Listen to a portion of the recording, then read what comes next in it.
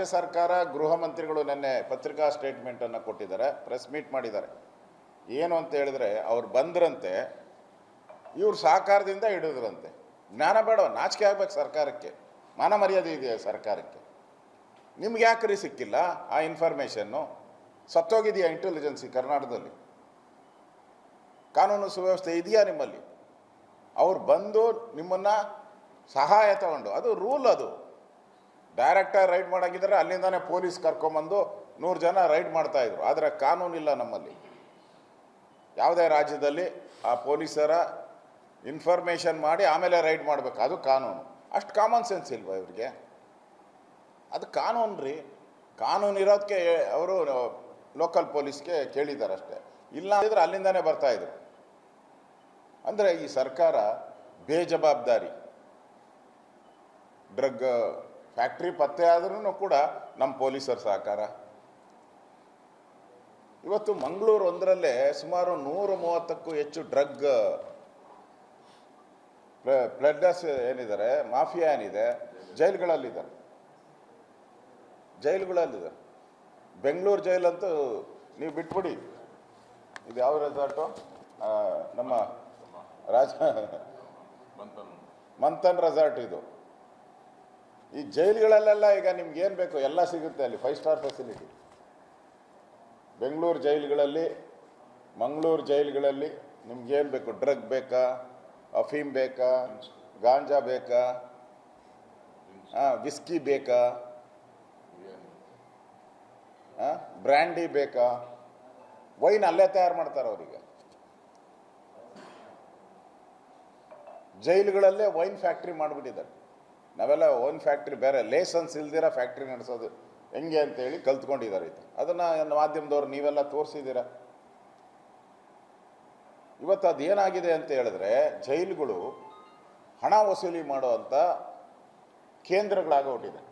ಪೊಲೀಸರಿಗೆ, ಅಲ್ಲಿ ಕೆಲಸ ಮಾಡೋ ಪೊಲೀಸರಿಗೆ ಪ್ರತಿದಿನ ಅವ್ರ ಮನಸ್ಸು ಮಾಡಿದ್ರೆ ಒಬ್ಬ ಕಾನ್ಸ್ಟೇಬಲ್ಲು 1 ಲಕ್ಷ ರೂಪಾಯಿ ಅಲ್ಲಿ ಅರ್ನ್ ಮಾಡ್ಬೋದು ಪ್ರತಿದಿನ. ಕಾಂಪಿಟೇಷನ್ ಇದೆ ಅಲ್ಲಿ. VIP ಇರ್ತಾರಲ್ಲ, ಯಾರು VIP ಕೈದಿ ಇರ್ತಾರಲ್ಲ, ಅಲ್ಲೇ ಆ ವಾರ್ಡ್ಗೆ ಹಾಸ್ಕೊತಾರೆ ಪೊಲೀಸರು. ಅದಕ್ಕೆ ರೆಕಮೆಂಡೇಷನ್, ಅದಕ್ಕೆ ಇನ್ಫ್ಲೂಯೆನ್ಸು. ಯಾಕೆ ಅಂದರೆ ಅವ್ರಿಗೆ ಬಿರಿಯಾನಿ, ಎಣ್ಣೆ, ಡ್ರಗ್ಗು ಎಲ್ಲ ಸಪ್ಲೈ ಮಾಡೋವಂಥದ್ದಕ್ಕೆ. ಇದು ಇವತ್ತಿನ ಪರಿಸ್ಥಿತಿ. ಒಂಥರ ಸತ್ತೋಗ್ಬಿಟ್ಟಿದೆ. ಹೋಮ್ ಮಿನಿಸ್ಟರ್ ಅನ್ನೋರು ಕಾಣೆ ಆಗೋಗ್ಬಿಟ್ಟಿದ್ದಾರೆ. ಏನು ಕೇಳಿದ್ರು ತಾವೇ ಹೇಳಿದ್ದೀರಲ್ಲ, ನೋಡೋಣ, ವರದಿ ಬಂದಿಲ್ಲ, ಗೊತ್ತಿಲ್ಲ, ಕಾಮನ್ ಇದು. ಇನ್ನು ಸಿದ್ದರಾಮಯ್ಯನವರು ಅದೇನು ಅವರ ಕುರ್ಚಿ ಜಗಳದಲ್ಲಿ ಅವ್ರಿಗೆ ರಿಟೈನ್ ಆದರೆ ಸಾಕಾಗ್ಬಿಟ್ಟೈತೆ. ಕಳೆದ 1 ವರ್ಷದಿಂದ ಪ್ರತಿದಿನ ಮಾಧ್ಯಮದವರು ತೋರಿಸಿ ಜನಕ್ಕೂ ಬೇಜಾರಾಗ್ಬಿಟ್ಟಿದೆ. ಯಾರು ಮುಖ್ಯಮಂತ್ರಿ ಅನ್ನೋದು ಜನಕ್ಕೂ ಬೇಜಾರಾಗ್ಬಿಟ್ಟಿದೆ.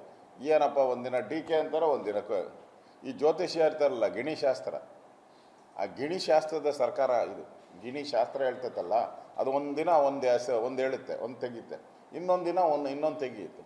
ಒಂದಿನ DK ಶಿವಕುಮಾರ್ ತೆಗೆದ್ರೆ ಇನ್ನೊಂದು ದಿನ ಸಿದ್ದರಾಮಯ್ಯ ತೆಗೆಯುತ್ತೆ, ಇನ್ನೊಂದು ದಿನ ಪರಮೇಶ್ವರ್, ಇನ್ನೊಂದು ದಿನ ಜಾರಕಿಹೊಳಿ.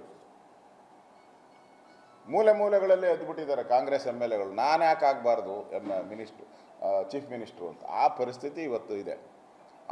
ಅವರು ಸರ್ಕಾರ ಏನಾದರೂ ಹಾಳಾಗೋಗ್ಲಿ, ಅವರು ಅಧಿಕಾರ ಹಂಚಿಕೆಯಲ್ಲಿ ಅವರು ಕೇಂದ್ರದ ನಾಯಕರು ಏನಾಗಿದ್ದಾರೆ, ಒಂದು ರೀತಿ ಕೇಂದ್ರದ ಕಾಂಗ್ರೆಸ್ ಹೈಕಮಾಂಡ್ ಒಂದು ಸತ್ತ ಹೈಕಮಾಂಡ್ ಔಟಿದೆ. ಅದು ಖರ್ಗೆ ಕೇಳಿದ್ರೆ ರಾಷ್ಟ್ರೀಯ ಅಧ್ಯಕ್ಷರು ಅವ್ರು ತೀರ್ಮಾನ ತೆಗೆದುಕೋಬೇಕು. ನಂದೇನೂ ಇಲ್ಲ, ಇಲ್ಲಿ ಎಲ್ಲ ರಾಹುಲ್ ಗಾಂಧಿ ತೀರ್ಮಾನ ತೆಗೆದುಕೊತಾರೆ. ರಾಹುಲ್ ಗಾಂಧಿ ಅದೇನು ಹೇಳ್ತಾರಲ್ಲ, ಟಕ್ಕ ಬಿಟ್ಟರೆ ಸಿಕ್ಕ ಅಂತ. ಯಾವಾಗ ನೋಡಿದ್ರು ಫಾರಿನ್ನು ವಿದೇಶಕ್ಕೆ ಹೋಗೋದು, ಅಲ್ಲಿನ ಭಾರತನ ಬೈಯೋದು. ಭಾರತ ಸರಿ ಇಲ್ಲ, ಭಾರತದಲ್ಲಿ ಕಾನೂನು ಸರಿ ಇಲ್ಲ. ಇವ್ರ ಅಪ್ಪ ಇದ್ದಾಗ ಸರಿ ಇತ್ತಾ? ಇವ್ರ ಅಜ್ಜಿ ಇದ್ದಾಗ ಸರಿ ಇತ್ತಾ? ಇವ್ರ ತಾತ ಇದ್ದಾಗ ಸರಿ ಇತ್ತು, ಈಗ ಸರಿ ಇಲ್ಲ. ಇದು ಕಾಂಗ್ರೆಸ್ಸಿನ ಪರಿಸ್ಥಿತಿ. ಒಂಥರ ಬಿಸಿ ತುಪ್ಪದ ಥರ, ನುಂಗಕ್ಕೂ ಆಗಲ್ಲ, ಬಿಡೋಕ್ಕೂ ಆಗಲ್ಲ. ಈ ಸಿದ್ದರಾಮಯ್ಯನ ತೆಗಿಯೋಕ್ಕೆ ಧೈರ್ಯ ಇಲ್ಲ ಇವರಿಗೆ. DK ಶಿವಕುಮಾರ್ಗೆ ಏನು ಮಾತು ಕೊಟ್ಟಿದ್ರ, ಅದನ್ನು ಆದರೂ ವ್ಯಕ್ತ ಮಾಡಿ. ಅಗ್ರಿಮೆಂಟ್ ಏನಾಗಿದೆ ಅದಾದರೂ ರಾಜ್ಯ ಜನತೆಗೆ, ನಮಗೆ ಬೇಡ ವಿರೋಧ ಪಕ್ಷಕ್ಕೆ, ರಾಜ್ಯ ಜನತೆ ಕೊಡಿ. ಅಗ್ರಿಮೆಂಟ್ ಆಗಿರೋದು ನಿಜ ಆಗಿದ್ದರೆ ಇಲ್ಲ ಅಂದರೆ ಇಲ್ಲ ಹೇಳ್ಬಿಡಿ.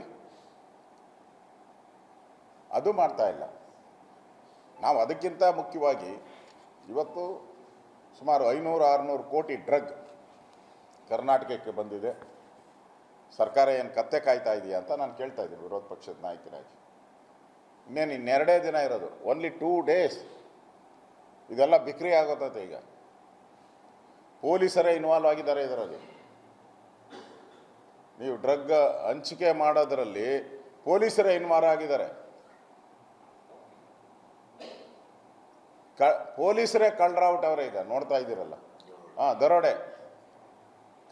Commissioner office, Bengaluru commissioner office ಎದುರುಗಡೆ 11 ಕೋಟಿ ಪೊಲೀಸನೇ ಕಳ್ತನ ಮಾಡ್ತಾನೆ. ಯಾರು? ಕಮಿಷನರ್ ಆಫೀಸ್ ಗಾರ್ಡ್ ಇದ್ದಾನಲ್ಲ, ಕಮಿಷನರ್ ಆಫೀಸ್ ಮುಂದೆ ಗಾರ್ಡ್ ನಿಂತಿದ್ದಾನಲ್ಲ, ಅವನೇ 11 ಲಕ್ಷ ಕಳ್ತನ ಮಾಡ್ತಾನೆ ಕಾರಲ್ಲಿ. ಇನ್ನು ಜಯನಗರ, ಬೆಂಗಳೂರು ಜಯನಗರದಲ್ಲಿ 7 ಕೋಟಿ ಆಡು ಅಗಲೆ ಅಲ್ಲಿಂದ ಹಣ ಹೊಡ್ಕೊಂಡು ಹೋಗ್ತಾರೆ. ಏನು ಸತ್ತೋಗಿದೆಯಾ ಸರ್ಕಾರ, ಗೃಹ ಇಲಾಖೆ, ಇಂಟೆಲಿಜೆನ್ಸಿ CM ಹತ್ರ ಇದೆ, ಮುಖ್ಯಮಂತ್ರಿಗಳ ಹತ್ರ. ಏನು ಮಾಡ್ತಾ ಇದ್ದಾರೆ? ಈ ಡ್ರಗ್ ಮಾಫಿಯಾ ಇವತ್ತು ಸುತ್ತುವರೆದ್ಬಿಟ್ಟಿದೆ ಕರ್ನಾಟಕವನ್ನು. ಇದರಿಂದ ಮುಕ್ತಿ ಮಾಡೋಕ್ಕೆ ಈ ಕಾಂಗ್ರೆಸ್ ಸರ್ಕಾರಕ್ಕೆ ದಮ್ಮು ಇಲ್ಲ, ತಾಕತ್ತು ಇಲ್ಲ. ಕೇಳಿದ್ರೆ ನಾವೆಲ್ಲ ಸಹಕಾರ ಕೊಡ್ತೀರಿ ಅಂತಾರೆ.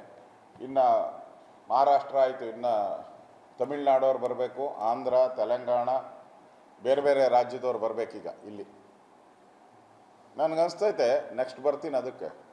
ಒಂದು ರೀತಿ ಬೇರೆ ರಾಜ್ಯದವರೇ ನಮ್ಮ ರಾಜ್ಯನ ಆಳ್ತಾ ಇದ್ದಾರೆ ಇಲ್ಲಿ. ಬೇರೆ ರಾಜ್ಯದವರೇ ನಮ್ಮ ರಾಜ್ಯದ ಕಾನೂನು ಸುವ್ಯವಸ್ಥೆ ಕಾಪಾಡೋರು ಯಾರು ಇವತ್ತು ಅಂತ ಹೇಳಿದ್ರೆ ಹೊರ ರಾಜ್ಯದವರು.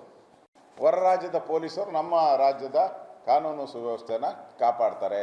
ಡ್ರಗ್ ಇದ್ದರೆ ಕಂಡುಹಿಡಿತಾರೆ, ಮಾಫಿಯಾಗಳನ್ನು ಹಿಡಿತಾರೆ. ಈ ಪರಿಸ್ಥಿತಿ ಇವತ್ತು ಕರ್ನಾಟಕದಲ್ಲಿ ಇದೆ. ಇದರ ಬಗ್ಗೆ ನಾನು ಬೆಳಗಾವಿ ಅಧಿವೇಶನದಲ್ಲೂ ಕೂಡ ನಿಲುವಳಿ ಸೂಚನೆಯನ್ನು ತಂದು ಸರ್ಕಾರಕ್ಕೆ ಎಚ್ಚರಿಕೆ ಕೊಟ್ಟೆ. ಕರ್ನಾಟಕ ವ್ಯಸನ ಮುಕ್ತ ಮಾಡಿ ಅಂತೇಳಿ. ಅದಕ್ಕೇನು ಉತ್ತರ ಬರಲಿಲ್ಲ. ಉತ್ತರ ಅಲ್ಲೇ ಮಾಡಿಬಿಟ್ರು ಅವರು. ಕರ್ನಾಟಕ ಸರ್ಕಾರ ಯಾರು ರೂಲ್ ಮಾಡ್ತಾ ಇದ್ದಾರೆ? ಆ ಕೇರಳದ ಜನರಲ್ ಸೆಕ್ರೆಟರಿ ಇದ್ದಾರಲ್ಲ, ಯಾರು? ವೇಣುಗೋಪಾಲ್. ಬೆಂಗಳೂರಿನ ನಾರ್ತ್ ಇಲ್ಲೇ ಕಸ ವಿಲೇವಾರಿ ಮಾಡೋಕ್ಕೆ ಒಂದು 5 ಎಕರೆ ಜಮೀನು ಅಲಾಟ್ ಆಗಿದೆ. ಏಕಾಏಕಿ ಅಲ್ಲಿ ಈ ಮುಸ್ಲಿಮರು ಬಂದು ಅಲ್ಲಿ ಶೆಡ್ಗಳು ಹಾಕೊಂಬಿಟ್ಟಿದ್ದಾರೆ. ಕಸ ವಿಲೇವಾರಿಗೆ ಇಟ್ಟಿದ್ದು, ಬೆಂಗಳೂರಿನ ಕಸ ವಿಲೇವಾರಿಗೆ ಹಣ ಕೊಟ್ಟು ಸರ್ಕಾರ ಅಲಾಟ್ ಮಾಡಿರೋದು ಕಾರ್ಪೊರೇಷನ್ಗೆ. ಅದನ್ನು ಕಾರ್ಪೊರೇಷನ್ ಅಧಿಕಾರಿಗಳು ತೆರವು ಮಾಡಿದ್ದಾರೆ. ಹೊಸ ವರ್ಷ ಬರ್ತಾ ಇದೆ, ಇನ್ನೇನು 2 ದಿನ ಬಾಕಿ ಇರಬೇಕು, ಓನ್ಲಿ 2 days. ಆದರೆ ಇಲ್ಲಿರುವಂಥ ಕಾಂಗ್ರೆಸ್ ಸರ್ಕಾರ ಇಡೀ ರಾಜ್ಯದಲ್ಲಿ ಒಂದು ರೀತಿ ಡ್ರಗ್ ಮಾಫಿಯಾ ಸುತ್ತುವರೆದು ಬಿಟ್ಟಿದೆ. ಈ ಸರ್ಕಾರ ಅದನ್ನು ತಡೆಯುವಂಥ ಪ್ರಯತ್ನ ಮಾಡಿಲ್ಲ. ನ್ಯೂ ಇಯರ್ಗೆ ಗೊತ್ತಿದೆ, ನೀವು ಬೆಂಗಳೂರು ಇರ್ಬೋದು, ಮಂಗಳೂರು ಇರ್ಬೋದು, ಹುಬ್ಳಿ ಇರ್ಬೋದು, ಬೇರೆ ಬೇರೆ ಸಿಟೀಸ್ ಏನಿದೆ, ಮೈಸೂರು, ಇಲ್ಲೆಲ್ಲನೂ ಕೂಡ ನ್ಯೂ ಇಯರ್ ಸೆಲೆಬ್ರೇಷನನ್ನು ಮಾಡ್ತಾರೆ. ಆದರೆ ಈ ಸೆಲೆಬ್ರೇಷನ್ನು ಪ್ರತಿ ವರ್ಷ ನ್ಯೂ ಇಯರ್ ಸೆಲೆಬ್ರೇಷನ್ ಆಗ್ತಾಯಿತ್ತು, ಈ ಬಾರಿ ಡ್ರಗ್ ಸೆಲೆಬ್ರೇಷನ್ ಆಗ್ತಾಯಿತ್ತು. ಮಹಾರಾಷ್ಟ್ರದವ್ರು ಬಂದು ಮೈಸೂರಲ್ಲಿ ಡ್ರಗ್ ಫ್ಯಾಕ್ಟ್ರಿ ಇದೆ ಅಂತ ಕಂಡುಹಿಡಿತಾರೆ, ರೈಡ್ ಮಾಡ್ತಾರೆ, ಕೋಟ್ಯಾಂತರ ರೂಪಾಯಿ ಡ್ರಗ್ ಸೀಸ್ ಮಾಡ್ತಾರೆ.